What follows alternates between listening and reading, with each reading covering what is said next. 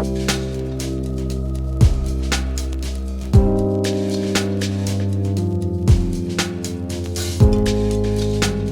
back to my channel. Today is April 5th. Today is Tuesday and another trade of the day review.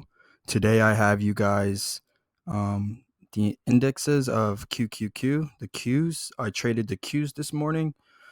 Very red day in the market today, as we can see on the right side. Overall market, we got SPY down about 5 points. AMD, Tesla's down about 50 points.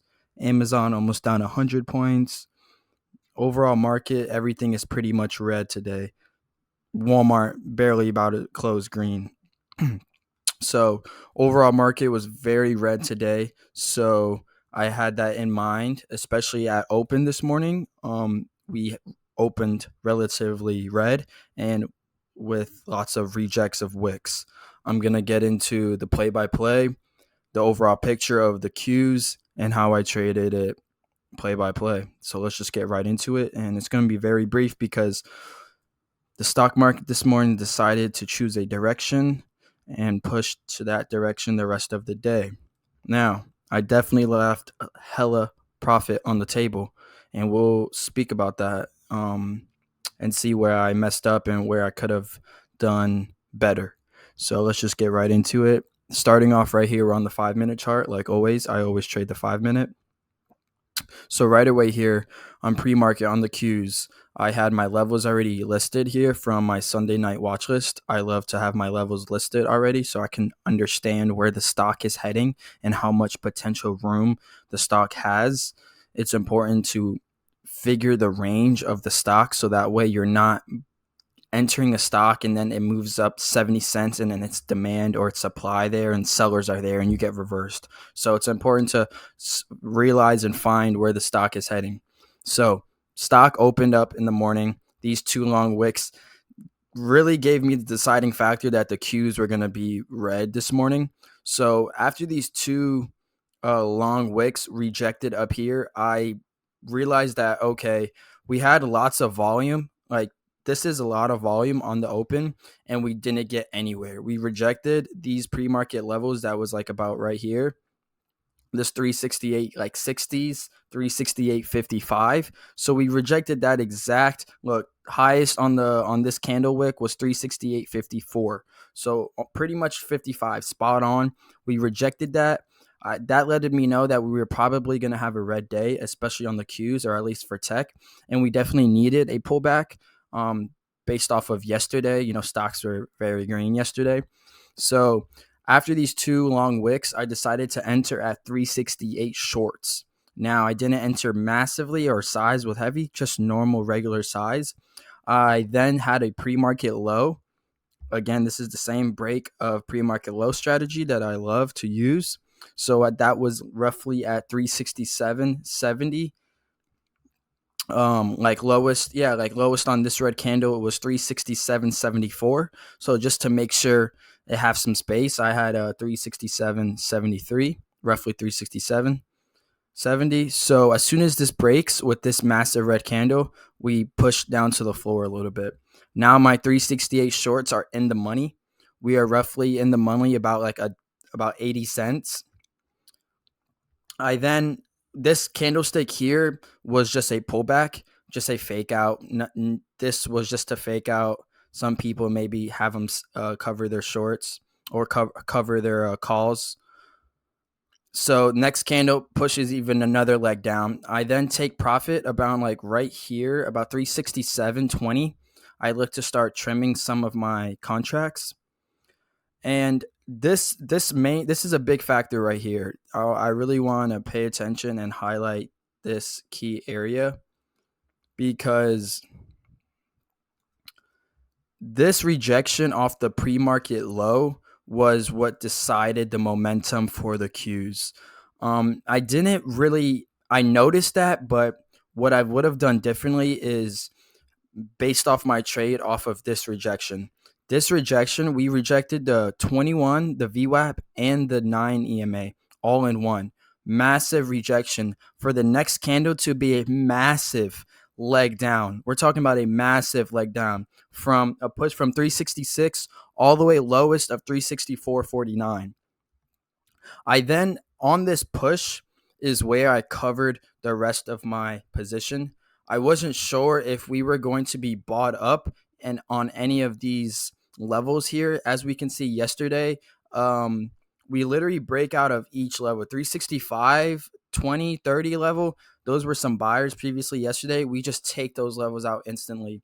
I wasn't really aware of that, hence why I covered my position a little bit early.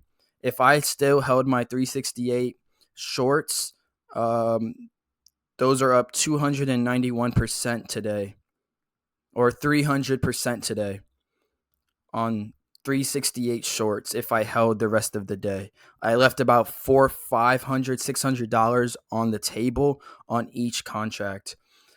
Something that I need to get better at is after placing a trade and holding my runners for the rest of day. Once stocks and then says, like, for example, like a Tesla has its direction chosen, that momentum carries on for the rest of the day. I've noticed so many times I've sold my contracts for well enough of profit, but it's like you tell yourself, am I taking the $500 profit that I'm seeing right now, or do I hold it for the rest of the day? And that contract turns from $500 profit to $2,500 profit. Um, and that's just a Tesla because it's a bigger company and more volatile.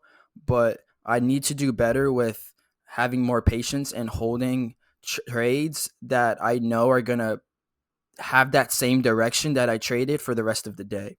And I need to be able to find that momentum and figure out if the market is strong enough wherever the direction is heading and that I'm trading in, that I need to be aware of how strong the momentum is for that day. That way I can be comfortable in holding my position for the rest of the day. Now, on this leg down, I covered my 368 shorts for in the money. I was well in the money, about $2.40 in the money, and I sold my 368 shorts. I was out of my position then.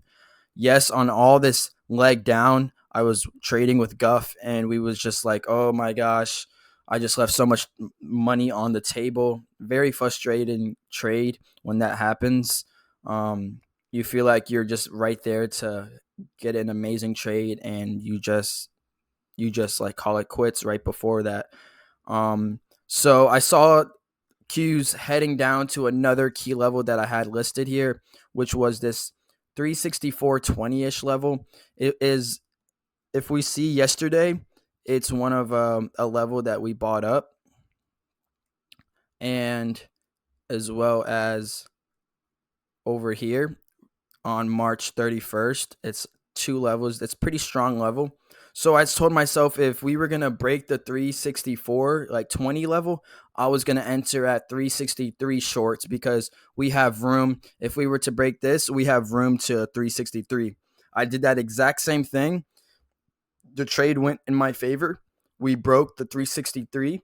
We broke the 364 20, and so I entered 363 shorts. Yes, this is some choppiness here. I did not sell here. I knew that we were going to touch 363 um, based off the volume and the momentum that I was seeing so far on that day of trading. So I knew we were going to touch 363. So I re-entered Qs. We broke it, and I sold at 363 my position at 363 right when we reached. And then I was out of all my positions of Qs, and we just added more profit onto the day.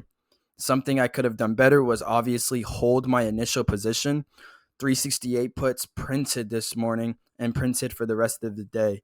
I need to do better and have that better eye so I can see those things more clearly, excuse me, and make decisions much quicker based off those notes. This is my Q's trade. Left the money on the table, but still made money today, still made profit, which all that matters. We're staying consistent. And it's trades like this that can be frustrating, but you just have to remember that we won this trade. This trade did not go against us, and we just look for ways that we can improve. And one way that I can improve is just by noticing signs that the market is stronger than what I think it is. And these little signs right here, based off of my notes and previous data, this candlestick is what really set the tone for the Qs, and I just have to have that eye for that next time I trade for the Qs and other stocks in general. This was my trade of the day review, the Qs. Hope you guys had a good Wednesday. If you traded, hope you guys made some profit, had some good trades. Catch you guys tomorrow for my trade of the day review for tomorrow. Peace.